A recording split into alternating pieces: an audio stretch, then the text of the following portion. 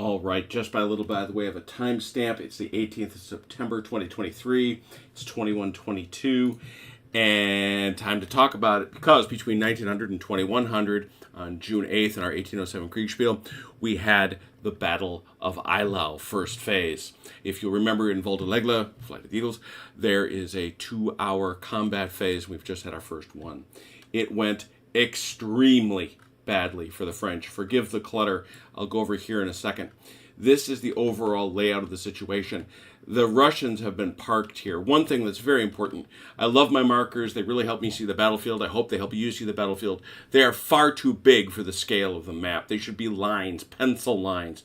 And when they finally do get down to stopping, when they're stretched out on a march, they're as thin as a pencil lead, or as a line mark, I guess, a pen mark. But when they get stopped, they have to go to a space that's only a kilometer across. How big is a kilometer? Well, it's 1/3 of that. So, I mean, that's pretty darn tiny is how big these fellas would be. So these are a little too big. But the Russians have been parked here waiting for the French. The French came marching up. Bernadotte, Ney, and Lannes. They've been parked here. Mortier, he's been here parked waiting to rest. And then we have Murat, who has been going up here, and then he's going to shoot over this way to Friedland. We also have Bessières out here on the flank, who sent over his guard cavalry to peek and see what's going on here at Eylau. But he's that turn apart. He's far enough away he can't see it, so he's getting messages back, which is slowing him down. We also have Lestock marching down here from Königsberg to reinforce. But the reality is this is almost the entirety of the Russian army, with one notable exception. Tolstoy's boys that are still here, grabbing Davout and Soult. We had a little bit of a logistical problem internally to the game. Napoleon was away, just distracted, and unfortunately for what's going to happen, his commanders, Ney and Bernadotte, decided to attack. And this is what happened. I asked them for the deployments. Ney is in the center. He did very well. On the left, nobody was routed this turn, but these very, very large Russian units put a real spanking on these French. They're down to 4 morale. They're down to 4 morale. And Tilly is down to 4 morale. If they lose again, this entire flank is going to collapse.